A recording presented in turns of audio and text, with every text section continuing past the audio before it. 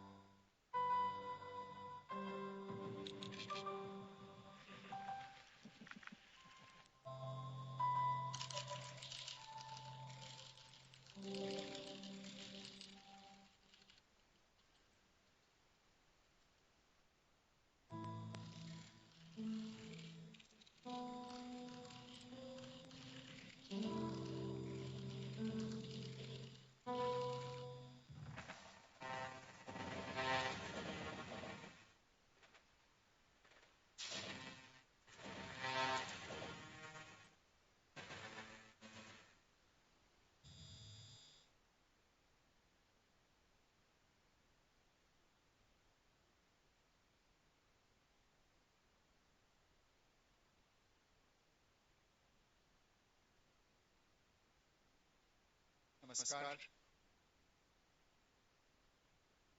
में शामिल होने के लिए आप सभी का धन्यवाद।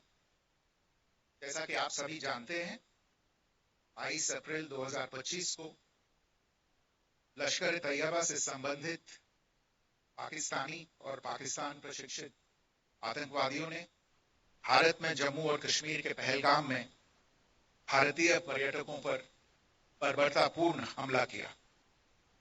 25 भारतीयों और एक नेपाली नागरिक को कायरतापूर्ण मौत के घाट उतार दिया गया।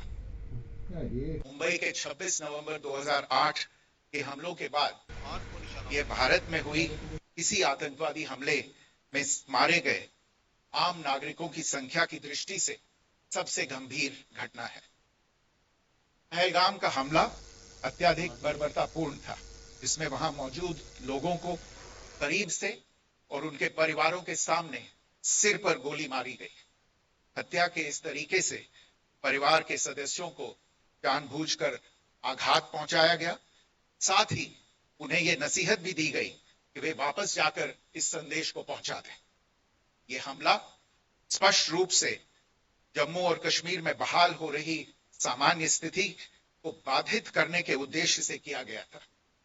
चूंकि पर्यटन फिर से अर्थव्यवस्था का मुख्य आधार बन रहा था, इस हमले का मुख्य उद्देश्य इसे प्रतिकूल रूप से प्रभावित करना था। पिछले वर्ष आप सभी जानते हैं, 2.25 करोड़ से अधिक पर्यटक कश्मीर आए थे। इस हमले का मुख्य उद्देश्य इसलिए संभवतः यह था कि इस संघ राज्य क्षेत्र में विकास और प्रगति को नुकसान पहुंचाकर इसे पिछड़ा बनाए रखा जाए और पाकिस्तान से लगातार होने वाले सीमा पार आतंकवाद के लिए उपजाऊ जमीन बनाने में सहायता की जाए। हमले का यह तरीका जम्मू और कश्मीर और शेष राष्ट्र दोनों में सांप्रदायिक दंगे भड़काने के उद्देश्य से भी प्रेरित था। इसका श्रेय सरकार और भारत के सभी नागरिकों को दिया जाना चाहिए कि इन प्रयासों को विफल कर दिया गया। एक समूह ने खुद को रेजिस्टेंस फ्रंट TRF कहते हुए इस हमले की जिम्मेदारी ली है। यह समूह संयुक्त राष्ट्र द्वारा प्रतिबंधित पाकिस्तानी आतंकवादी समूह लश्कर तैयबा से जुड़ा हुआ है। यह उल्लेखनीय है कि भारत ने मई और नवंबर 2024 में संयुक्त राष्ट्र की 1267 कमेटी की सैंक्शंस मॉनिटरिंग टीम को अर्धवार्षिक रिपोर्ट प्रस्तुत की थी, जिसमें TRF के बारे में साफ इनपुट दिए गए थे। इससे पाकिस्तान स्थित आतंकवादी समूहों के लिए कवर के रूप में TRF की भूमिका सामने आई थी। इससे पहले भी दिसंबर 2023 में भारत ने इस टीम को लश्कर तैयबा और जैश ए मोहम्मद के बारे में सूचित किया था, जो TRF जैसे छोटे आतंकवादी समूहों के माध्यम से अपनी गतिविधियों को संचालित कर रहे हैं। इस संबंध में 25 अप्रैल को यूएन सिक्योरिटी काउंसिल प्रेस वक्तव्य में टीआरएफ के संदर्भ को हटाने के लिए पाकिस्तान के दबाव पर भी ध्यान दिया जाना चाहिए। पहलगाम आतंकवादी हमले की जांच से पाकिस्तान के साथ आतंकवादियों के संपर्क उजागर हुए हैं। रेजिस्टेंस फ्रंट द्वारा किए गए दावे और लश्कर तैयबा से ज्ञात सोशल मीडिया हैंडल द्वारा इसको रीपोस्ट किया जाना इसकी पुष्टि करता है। चश्मदीद गवाहों और विभिन्न जांच एजेंसियों को उपलब्ध अन्य सूचनाओं के आधार पर हमलावरों की पहचान भी हुई है। हमारी इंटेलिजेंस ने इस टीम के योजनाकारों और उनके समर्थकों की जानकारी जुटाई है। इस हमले की रूपरेखा भारत में सीमा पार आतंकवाद को अंजाम देने के पाकिस्तान के लंबे ट्रैक रिकॉर्ड से भी जुड़ी हुई है, जिसके लिखित और स्पष्ट दस्तावेज उपलब्ध हैं। पाकिस्तान दुनिया भर में आतंकवादियों के लिए एक शरण स्थल के रूप में पहचान बना चुका है। यहां अंतर्राष्ट्रीय स्तर पर प्रतिबंधित आतंकवादी सजा पाने से बचे रहते हैं।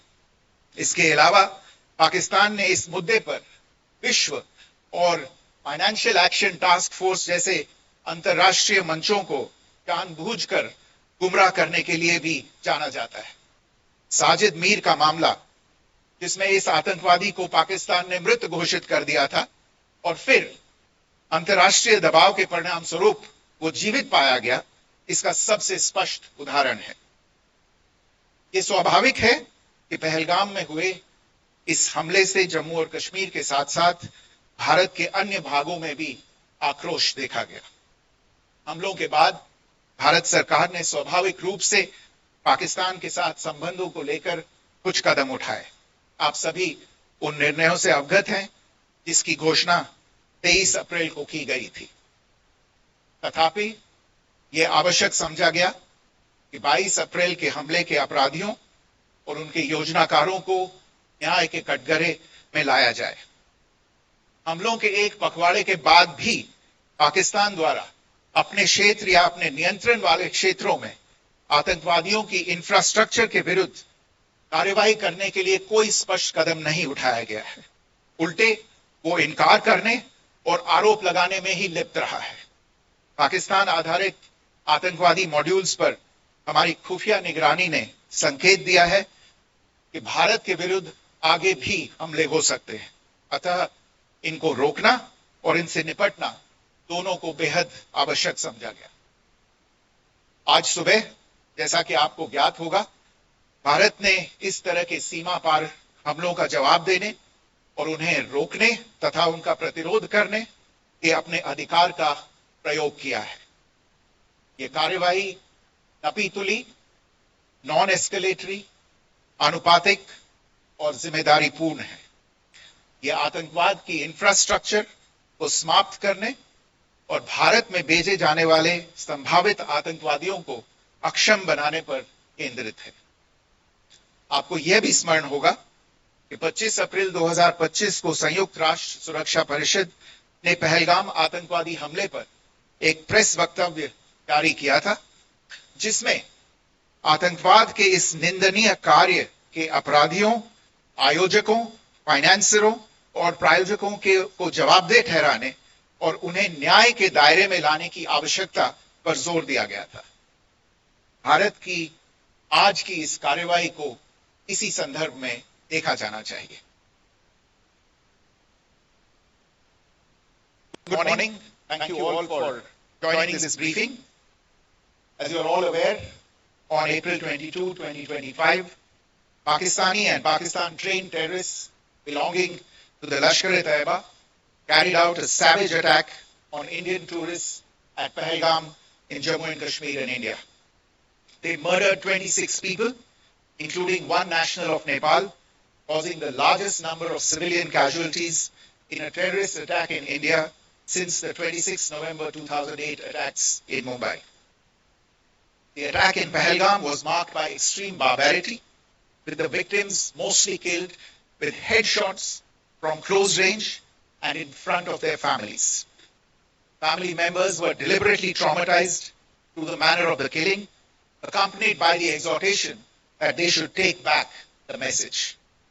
The attack was clearly driven by the objective of undermining the normalcy returning to Jammu and Kashmir. In particular, it was designed to impact the mainstay of the economy, tourism, with a record 23 million tourists visiting the valley last year. The calculation, presumably, was that harming growth and development in the Union territory would help keep it backward and create fertile ground for continued cross-border terrorism from Pakistan. The manner of the attack was also driven by an objective of provoking communal discord, both in Jammu and Kashmir and the rest of the nation. It is to the credit of the government and the people of India that these designs were foiled. A group calling itself the Resistance Front has claimed responsibility for the attack. This group is a front for the UN-proscribed Pakistani terrorist group Lashkar-e-Taiba. It is notable that India had given inputs about the TRF in the half-yearly report to the monitoring team of the UN's 1267 Sanctions Committee in May and November 2024, bringing out its role as a cover for Pakistan-based terrorist groups. Earlier too, in December 2023, India had informed the monitoring team about Lashkar and Jaish-e-Mohammed operating through small terror groups such as the TRF. Pakistan's pressure to remove references to TRF in the April 25 UN Security Council press statement is notable in this regard. Investigations into the Pahalgam terror attack have brought out the communication notes of terrorists in and to Pakistan. The claims made by the Resistance Front and their reposting by known social media handles of the Lashkar-e-Taiba speak for themselves. Identification of the attackers based on eyewitness accounts as well as other information available to law enforcement agencies has also progressed. Our intelligence has developed an accurate picture of the planners and backers of this team. The features of this attack also tie in with Pakistan's long track record of perpetrating cross-border terrorism in India, which is well documented and beyond question. Pakistan also has a well-deserved reputation as a haven for terrorists from around the world, with internationally proscribed terrorists enjoying impunity there. In addition, Pakistan has been known to willfully mislead the world and international forums, such as the Financial Action Task Force, on this issue. The Sajid Mir case, in which this terrorist was declared dead and then, in response to international pressure, brought back to life, found alive and arrested, is the most glaring example. The latest attack in Pahalgam has understandably generated deep anger in Jammu and Kashmir and in other parts of India. Following the attacks, the government of India naturally responded with a set of initial measures relating to our engagement with Pakistan. You are all aware of the decisions that were announced on the 23rd of April. However, it was deemed essential that the perpetrators and planners of the 22nd April attack be brought to justice. Despite a fortnight having passed since the attacks, there has been no demonstrable step from Pakistan to take action against the terrorist infrastructure on its territory or on territory under its control. Instead, all it has indulged in are denials and allegations. Our intelligence monitoring of Pakistan-based terrorist modules indicated that further attacks against India were impending. There was thus a compulsion both to deter and to preempt. Earlier this morning, as you would be aware, India exercised its right to respond and preempt as well as deter more such cross-border attacks. These actions were measured, non-escalatory, proportionate, and responsible. They focused on dismantling the terrorist infrastructure and disabling terrorists likely to be sent across to India. You would also recall that the Security Council on 25th April 2025 had issued a press statement on the Pahalgam terror attack, underlining, and I quote, the need to hold perpetrators, organizers, financiers, and sponsors of this reprehensible act of terrorism accountable and bring them to justice, unquote. India's latest actions could be seen in this context. Joining me for this briefing on our actions earlier this morning are Colonel Sophia Qureshi and Wing Commander Vyomika Singh. I will request them to share some details regarding Operation Sindoor with all of you.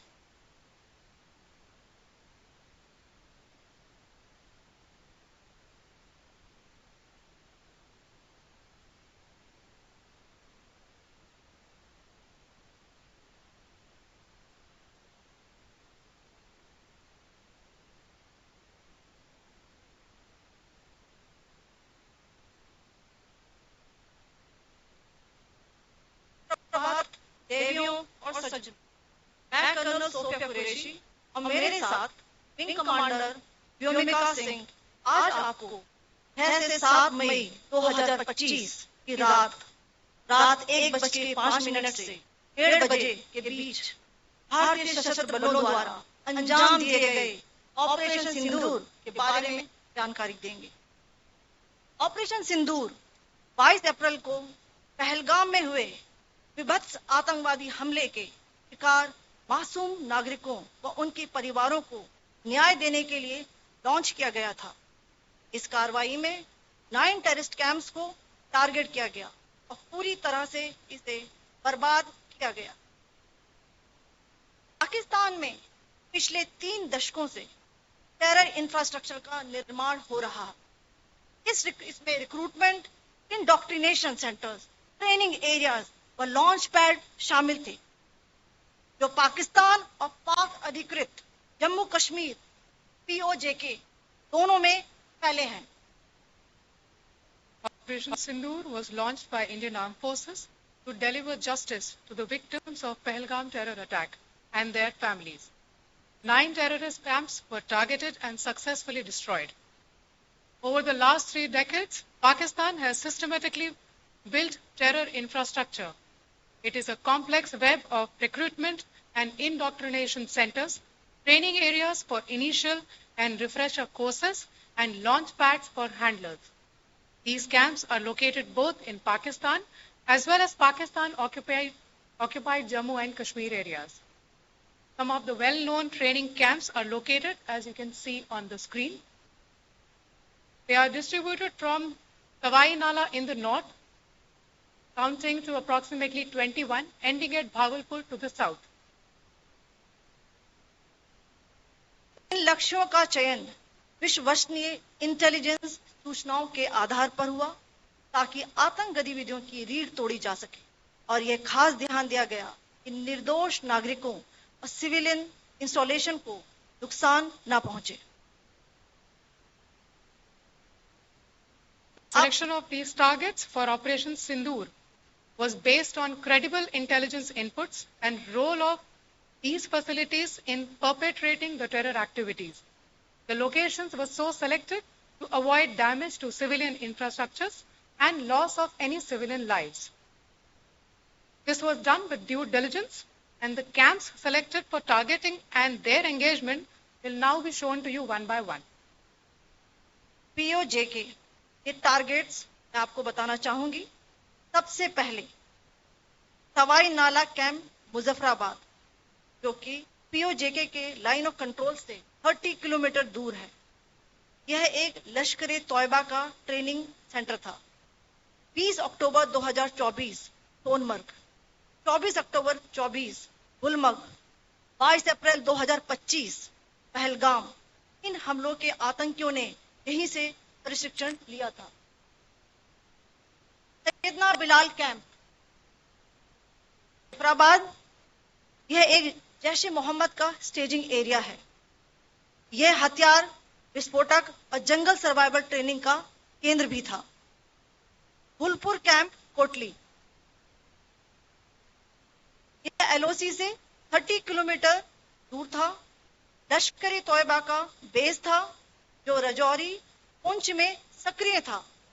20 अप्रैल 2023 को पुंछ में और 9 जून 2024 को तीर्थ यात्रियों के बस हमले में यहीं से आतंकी को ट्रेन किया गया था।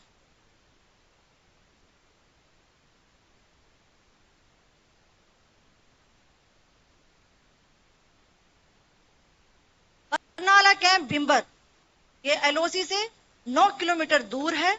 यहाँ पर हथियार हैंडलिंग, आईईडी व जंगल सर्वाइवल का प्रशिक्षण केंद्र था।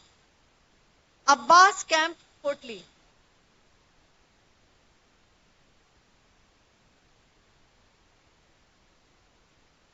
यह एलओसी से 13 किलोमीटर दूर है।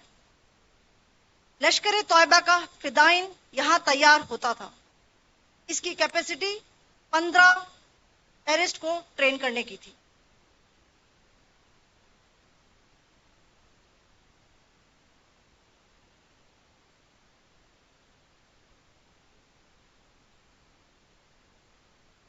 अब मैं पाकिस्तान के अंदर के टारगेट से अवगत कराना चाहूंगी। पहला, सर्जल कैंप सियालकोट, यह अंतर्राष्ट्रीय सीमा से 6 किलोमीटर की दूरी पर है, सांबा कटवा के सामने।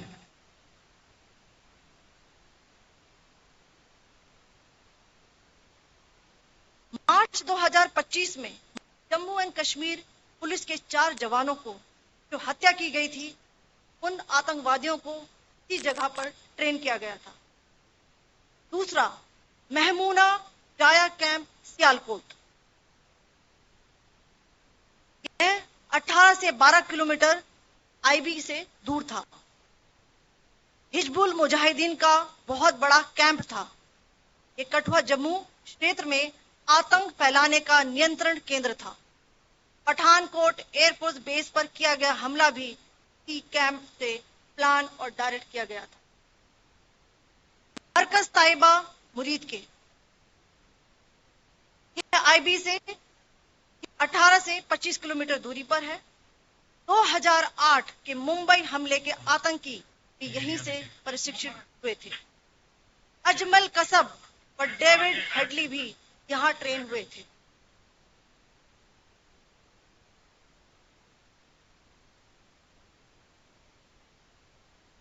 ये दूसरा आया।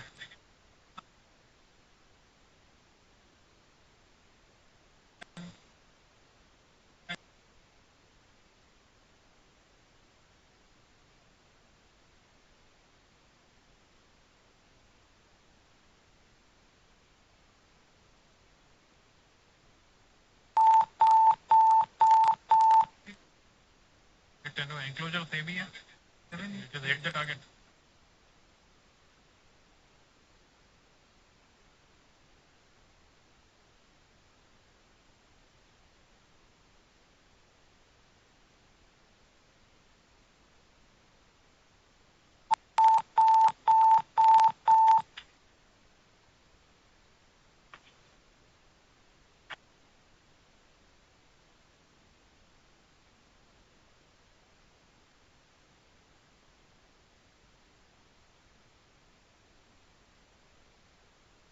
मरकज सुभान अल्लाह भावलपुर, ये इंटरनेशनल बाउंड्री से 100 किलोमीटर दूर है।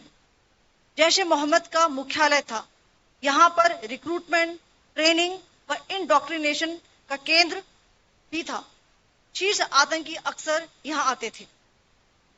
मैं आप सबको बताना चाहती हूँ कि किसी भी सैन्य ठिकाने का निशाना नहीं बनाया गया और अभी तक किसी तरह की नागरिक क्षति की रिपोर्ट नहीं है। धन्यवाद। जय Hind. The strike on the terror camps were undertaken through precision capability, as shown to you. A niche technology weapons with careful selection of warheads was ensured so that there will be no collateral damage. The point of impact in each of the target was a specific building or a group of buildings. All the targets were neutralized with clinical efficiency, and the results reiterate the professionalism of the Indian Armed Forces in the planning and execution of their operations. No military establishments were targeted. India has demonstrated considerable restraint in its response. However, it must be said that the Indian Armed Forces are fully prepared to respond to Pakistani misadventures, if any, that will escalate this situation. Jai Hind, and thank you very much.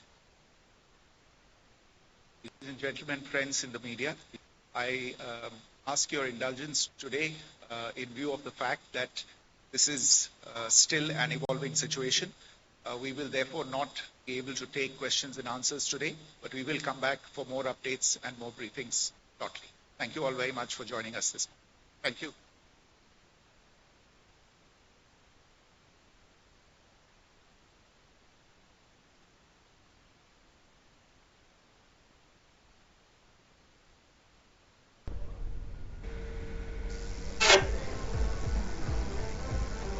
News ভ্যানগার্ডের পর্দায় আপনারা সরাসরি এতক্ষণ দেখছিলেন, দিল্লি থেকে সরাসরি দেখছিলেন এই সাংবাদিক সম্মেলন, এবং সাংবাদিক সম্মেলনে কি কি বলা হয়েছে বিস্তারিত আপনারা দেখেছেন। কোথায় কোথায় কি কি ভাবে হামলা করা হয়েছে এবং কেন হামলা করা হয়েছে, অবশ্যই আজ সারাদিন অপারেশন সিন্দুরের দিকে চোখ রাখবো, খুঁটিনাটি আপনাদের জানাবো। তবে বিস্তারিত অনেক খবর আপনাদের সঙ্গে আরও শেয়ার করব, আমরা আরও আপডেট আপনাদের দেব। কিন্তু পাকিস্তান এই মুহূর্তে কিন্তু কাশ্মীর সীমান্তে, ভারত সীমান্তে কিন্তু ব্যাপক গোলা বর্ষণ করছে এবং সেখানে ভারতীয় নাগরিকদের মৃত্যু হচ্ছে বলে খবর। আমরা যতটুকু খবর পেয়েছি আমরা সেই দিকে অবশ্যই নজর রাখবো, আরও বিস্তারিত জানবো, আপনাদের অবশ্যই জানাবো। কিন্তু এই মুহূর্তে আমাদের সঙ্গে জুড়ে গেছেন স্টুডিওতে রাজ্যের বিশিষ্ট সাংবাদিক মণিময় রায়, আর পাশাপাশি রয়েছেন আমাদের সঙ্গে বিশিষ্ট শিক্ষাবিদ ননীগোপাল দেবনাথ। মণিময়দা, এই প্রেস কনফারেন্স আপনারা দেখলেন এবং বিস্তারিত জানানো হয়েছে এই মুহূর্তে কোথায় কোথায় কি কিভাবে হামলা করা হয়েছে, এবং একটা জিনিসের উপর, একটা কথার উপরই জোর দেওয়া হচ্ছে যে ভারত কিন্তু পাকিস্তানকে হামলা করেনি, ভারত হামলা করেছে পাকিস্তান মদতপুষ্ট, পাকিস্তান আশ্রয় প্রাপ্ত সেই সন্ত্রাস ঘাঁটিগুলোতে, যেখানে সেই কারখানাগুলোতে, যেমনটা ননী স্যার বলছিলেন, যেখান থেকে সন্ত্রাসবাদের উৎপাদন হতো, সন্ত্রাসবাদীদের উৎপাদন হতো এবং তারপর সেগুলোকে ভারতবর্ষে সন্ত্রাসী কার্যকলাপের জন্য ব্যবহার করা হতো। কিভাবে দেখছেন ব্যাপারটা?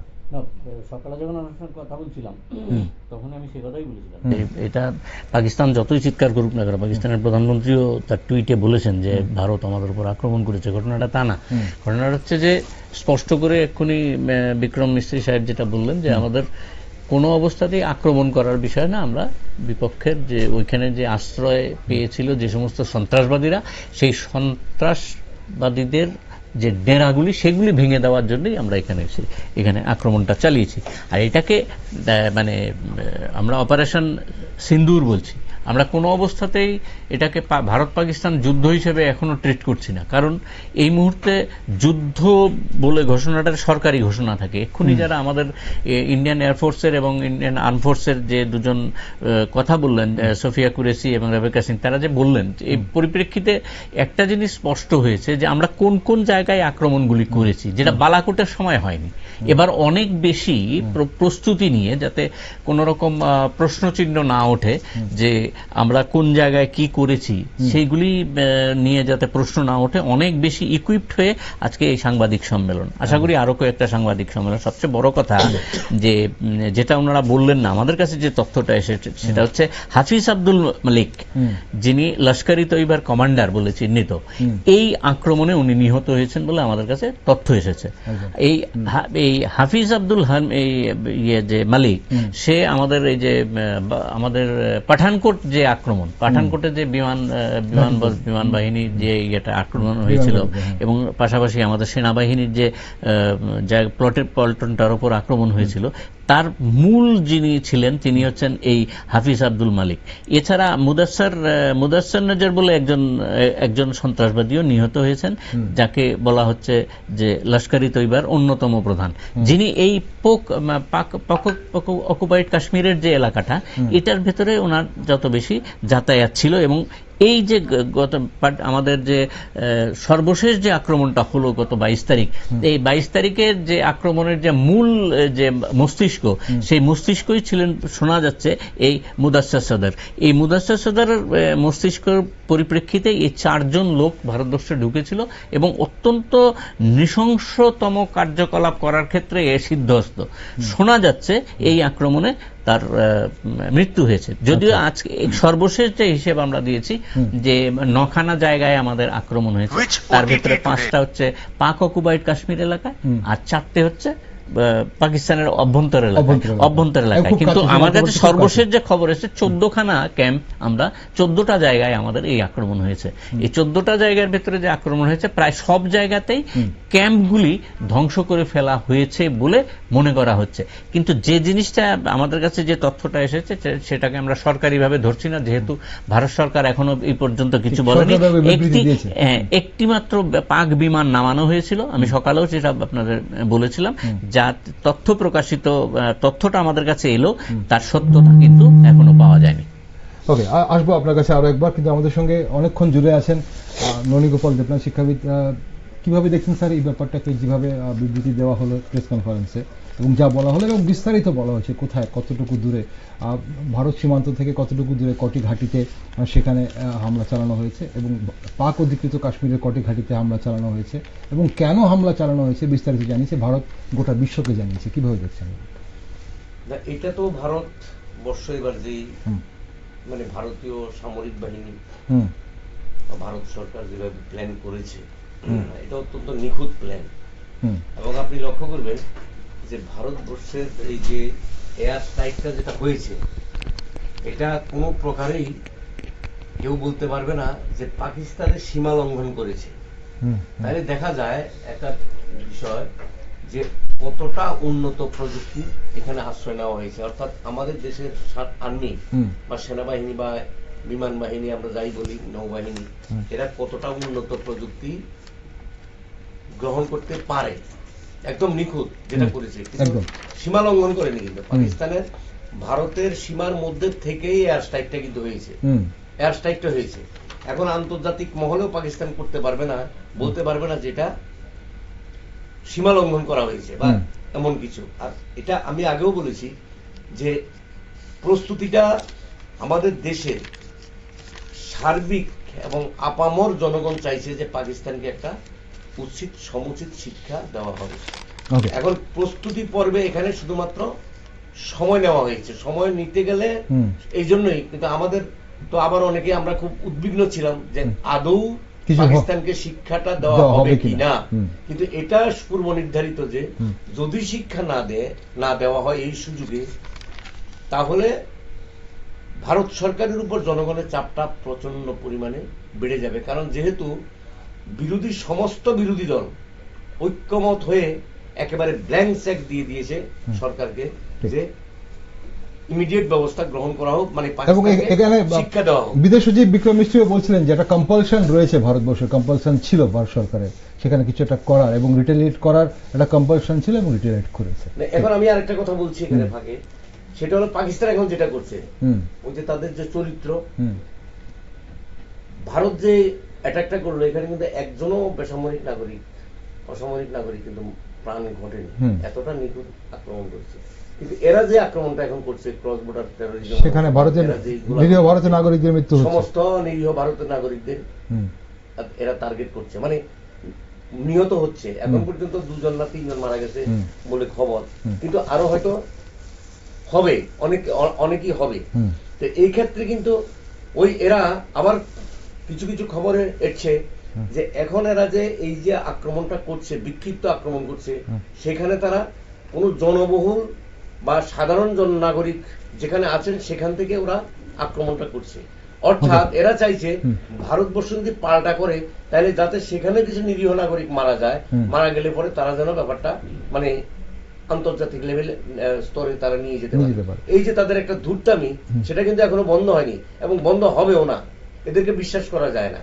ওকে, অসংখ্য ধন্যবাদ স্যার আজ সঙ্গে থাকার জন্য। আপনি অনেকক্ষণ সময় দিলেন আজ আমাদের, আর আশা করি কিছুক্ষণ পর আপনাকে আরো একবার আমরা পাবো স্টুডিওতে। এই মুহূর্তের জন্য অসংখ্য ধন্যবাদ আপনাকে। ধন্যবাদ। দর্শক বন্ধুরা, আমরা একটা ছোট্ট বিরতি নেব। বিরতির পর আপনাদের কাছে অবশ্যই আরো অনেক আপডেট নিয়ে আসবো। অনেক আপডেট রয়েছে।